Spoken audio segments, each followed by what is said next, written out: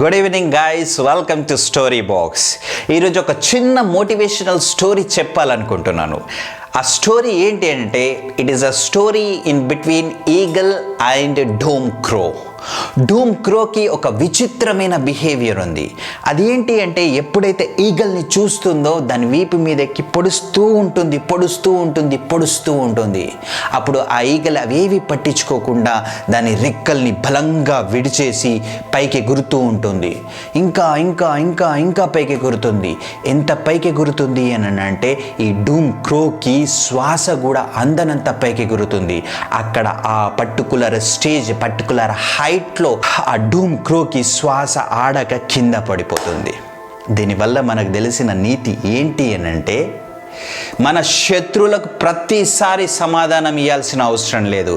మన చేతులతో ఆ సమాధానం చూపిస్తే సరిపోతుంది. అందుగురించే దీన్ని పక్షుల యొక్క రారాజు అంటారు. గైస్, మీలో కూడా ఎంతోమంది రారాజులు ఉన్నారు. ఇప్పటి నుంచి మనం చాతలతోటే మనం ఆన్సర్ ఇద్దాం, మాటలతోటి కాదు. ఎలా అనిపించింది గైస్ ఈ ఫ్యాక్ట్? మరిన్ని వీడియోస్ కోసం please subscribe to my channel, like కూడా కొట్టండి. See you tomorrow.